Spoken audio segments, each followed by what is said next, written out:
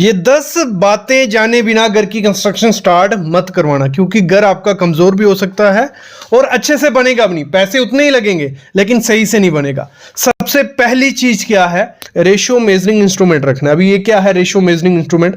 जब भी कंक्रीट बने आपके पास एक आप प्लाई का बना लो, ठीक है, जहां आप कोई बर्तन ले लो, उसका मेजर होना चाहिए कि इस बर्तन में 1 बैग सीमेंट आ रहा है या आधा बैग सीमेंट आ रहा है। तो वो आपको पता होना चाहिए कि इस बर्तन में आधा बैग सीमेंट आता है। तो वो बर्तन आप खुद से बना के दे दो ठेकेदार को या मिस्त्री को कि इससे मेजर करके आपको कंक्रीट बनाना है। जैसे 1:2 होता है, तो 1 में मतलब एक बर्तन जो होगा उसमें 50 किलो सीमेंट आ गया, फिर 50 किलो हमारा सैंड आ गया और 2 बर्तन 50-50 किलो के डालेंगे तो M25 कंक्रीट का माल बन जाएगा। तो इस रेशियो से होगा क्या, इस बर्तन से ये आपको खुद बनाना पड़ेगा, कोई ठेकेदार नहीं लाएगा, ये खुद बना लो, प्लाई से बन जाता है। वैसे ही जब प्लस्तर मोटार बनानी है 1:5 1:6, उसमें भी ये काम करेगा। तो ये आपको अपनी साइड पे खुद से बनवा के दे देना है, नहीं तो ठेकेदार को बोलना ये लाओ, इससे मेजर होगा, तो आप भी चेक कर पाओगे, वो भी अच्छे से काम कर पाएगा।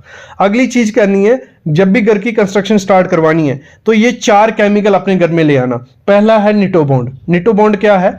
एक केमिकल है, कंस्ट्रक्शन केमिकल। जरूरी नहीं है निटोबॉन्ड लो, कोई भी एक केमिकल ले लो, क्योंकि घर की कंस्ट्रक्शन में कंस्ट्रक्शन ज्वाइंट आते हैं। कंस्ट्रक्शन ज्वाइंट क्या हो गया, जैसे आपने पिलर भरा, जैसे आपने स्लैब भरी, कोई भी तो एक साथ तो भरती नहीं है, तो बीच में हम कंक्रीट छोड़ते हैं। तो 2 कंक्रीट को जोड़ने के लिए ये केमिकल होता है। जहां 2 कंक्रीट, एक कंक्रीट आज हो गया, दूसरा कल करना है, तो ये पहले उस पर मार लेना है, फिर दूसरा कंक्रीट करना है। तो उसमें क्या होता है, बॉन्ड अच्छे से बन जाती है, वहां से लीकेज नहीं होती। तो ये कंस्ट्रक्शन केमिकल आपको अपने घर में रखना है, एक ही केमिकल रखना है। दूसरा ATT, एंटी टर्माइट ट्रीटमेंट। अगर ठेकेदार ला रहा है, कर रहा है तो अच्छी बात है, अगर वो नहीं भी ला के देता है, आप मंगवा लो, 1000 रुपए का वो आ जाएगा, तो उससे आपके घर में दीमक वगैरह नहीं आएगा।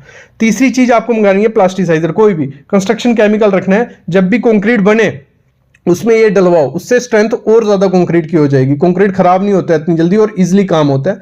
तो ये भले पिलर का कंक्रीट बन रहा है, स्लैब का या बीम का, तो कंस्ट्रक्शन केमिकल भले आप डॉक्टर फिक्सिड का ले लो, भले सिक्का का, भले किसी भी कंपनी का, वो आपको ऑनलाइन मिल जाएगा। अगली चीज क्या करनी है, रेक्रोन 3S फाइबर रखना है।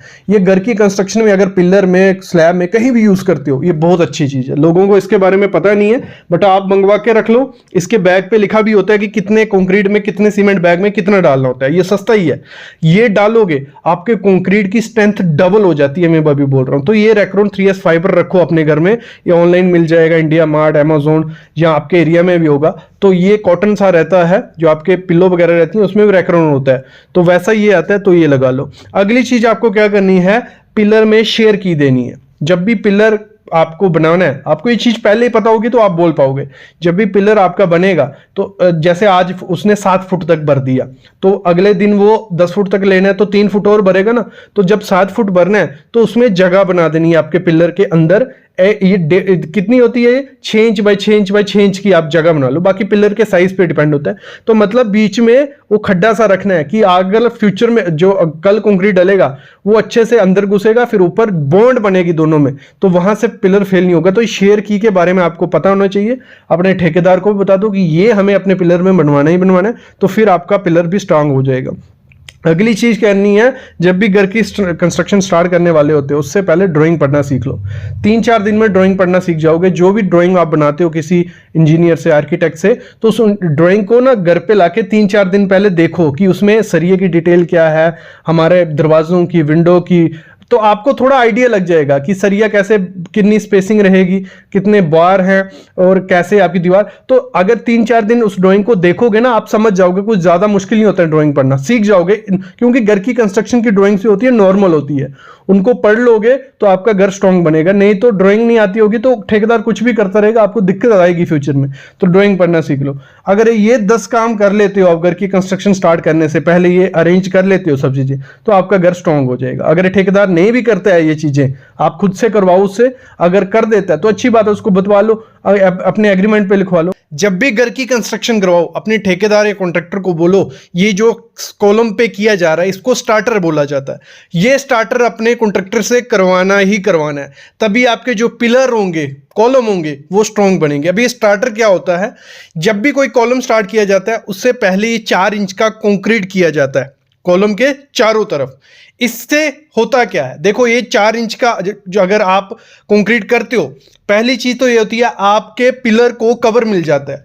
अगर आपके पिलर को कवर मिल गया तो उससे होगा कि जो आपका सरिया होगा वो फ्यूचर में सड़ेगा नहीं, खराब नहीं होगा पानी से या मॉइस्चर से। एक चीज ये होती है। दूसरा, जब आप इस पे शटरिंग करोगे इस पिलर पे, तो आपकी जो स्लरी होती है, जो सीमेंट होता है, वो नीचे से निकलेगा नहीं। मतलब मोस्टली क्या होता है, लोग ये स्टार्टर नहीं करते हैं, जब शटरिंग करते हैं जो हमारी स्लरी होती है, जो कंक्रीट को पकड़ के रखती है, मजबूती देती है आपके पिलर को, वो स्लरी नीचे से निकल जाती है। ये होता है।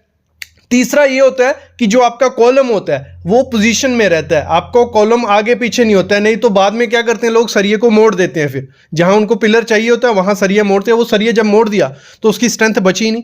तो आपको स्टार्टर के बारे में पता होना चाहिए, और स्टार्टर आपको ठेकेदार को बोलना है, करना ही करना है। दूसरी चीज आपको क्या करना है, जब मिट्टी भरवानी है अपनी फुटिंग में, हम फुटिंग करते हैं, ठीक है, फाउंडेशन की मिट्टी निकलवा ली, 6 फुट के 7 फुट के जितना भी के, जो मिट्टी निकलवाई, पिलर जब फुटिंग बन गई तो मिट्टी फिल की जाती है ना, तो वो फिलिंग क्या करते हैं लोग, वो जो मिट्टी निकाली होती है वही डाल देते हैं, और साथ ही साथ एक साथ डाल देते हैं। ये सबसे बड़ी गलती होती है। जब एक साथ मिट्टी डाल देते हो, बीच में पत्थर होते हैं, गैप बन जाता है, और आपके घर में क्रैक्स आपने देखे होंगे, दीवारों पे क्रैक्स आ जाते हैं, छत में क्रैक्स आ जाते हैं। वो क्यों आते हैं?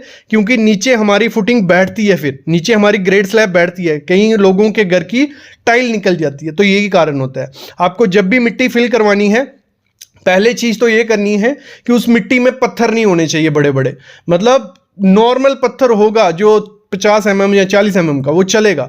उससे बड़े पत्थर आप डालोगे वो खराब चीज है। आपको मूरम डालनी है, जो ऐसी मिट्टी होती है जो बिल्कुल चिकनी मिट्टी भी नहीं बोल सकते, मूरम सर्च कर लेना आपके एरिया में मिलती है, नहीं मिलती है, ठीक है। नहीं तो सैंड डालो अच्छी से, और डालनी कितने, 1 फुट से ज्यादा एक साथ कभी नहीं डालना, 1 फुट करके डालना।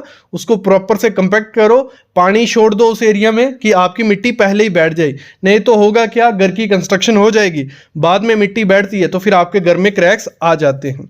अगली चीज क्या करनी है, जब भी घर की कंस्ट्रक्शन करवानी है, वाइब्रेटर खुद का ले लो। अगर ठेकेदार वाइब्रेटर नहीं लाता है, वाइब्रेटर 2-3 हज़ार रुपए का आ जाता है। 30-40 लाख रुपए घर की कंस्ट्रक्शन में लगने वाला है, 2-3 हज़ार का वाइब्रेटर उसको लेके दे दो। चाइनीज कंपनी का, अमेजोन, फ्लिपकार्ट, कहीं ना कहीं से मिल जाएगा। वो वाइब्रेटर आप रखोगे तो आपके घर की स्ट्रेंथ डबल हो जाती है, क्योंकि कंक्रीट को जब वाइब्रेट किया जाता है वो एकदम हार्ड सा बन जाता है, उसमें हनीकॉम्ब नहीं रहता।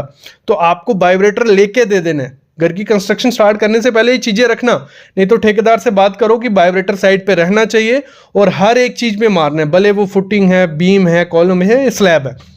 वो क्या करते हैं लोग, मोस्टली मैंने देखा, स्लैब के टाइम ले आएंगे, जहाँ पिलर के टाइम, और मारेंगे नहीं इतना, वो उनको रिस्क रहता है खराब नहीं हो जाए, या जब आप साइड पे रहोगे तब मारेंगे। तो वो चीज़ें आपको उसको बोलना है वाइब्रेटर पहले ले ले। अगली चीज़ क्या बोलनी है, घर की कंस्ट्रक्शन स्टार्ट करने से पहले कवर ब्लॉक। मैं मोस्टली देखता हूँ इंडिया के 60-70% एरिया में कवर ब्लॉक नहीं मिलते हैं। ये कवर ब्लॉक होते हैं तो नहीं मिलते हैं, लोग पत्थर, ईंट कुछ भी यूज़ कर देते हैं, वो नहीं करने। आपको ये कवर ब्लॉक आपके एरिया में मिलते हैं तो ले लो, नहीं तो ऑनलाइन मंगवा लो। ऑनलाइन हर जगह से आपको मिल जाएंगे, इंडिया मार्ट, अमेजोन, फ्लिपकार्ट, हर जगह होते हैं। तो ये कवर ब्लॉक आपको ले लेने हैं। आपको फुटिंग के लिए 3 इंच का ले लेना है, पिलर के लिए 2 इंच का ले लेना है, स्लैब के लिए 1 इंच का ले लेना है। तो ये आपको कवर ब्लॉक डालने ही डालने, आप डालोगे तो आपके घर की स्ट्रेंथ डबल हो जाएगी। अगली चीज़ क्या करनी है, जब भी शटरिंग करनी है, शटरिंग इस तरीके से करना, जो प्लाई होती है ऐसी शटरिंग करनी है कि उसमें से स्लरी नहीं निकले। जो सीमेंट का पानी होता है ना, वो निकलना नहीं चाहिए। अगर सीमेंट का पानी निकल गया तो वो खराब चीज़ है। तो आपको क्या करना है, अगर आपके ठेकेदार की शटरिंग अच्छी नहीं है तो ये जो फोम आता है, कंस्ट्रक्शन फोम रहता है, ये फोम फिल कर देना है जहाँ जहाँ से शटरिंग का गैप है। ऐसे तो उसको बोलना है कि शटरिंग आपके अच्छे से होनी चाहिए, कहीं लीकेज नहीं होनी चाहिए। अगर फिर भी शटरिंग अच्छी नहीं है, ये फोम मंगवा लो, अपने खर्चे मंगवा लो। 10 से 15 हज़ार रुपया जो टोटल चीज़ें मैं बताने वाला हूँ, उतना 10 से 15 हज़ार लगेगा, लेकिन आपके घर की स्ट्रेंथ डबल हो जाने वाली है इनसे। तो ये कंस्ट्रक्शन फोम मंगवा लो, कुछ 500 या 1000 रुपए का पूरे घर में हो जाएगा। 500 ज़्यादा बोल रहा हूँ, तो सस्ते में हो जाएगा। अगर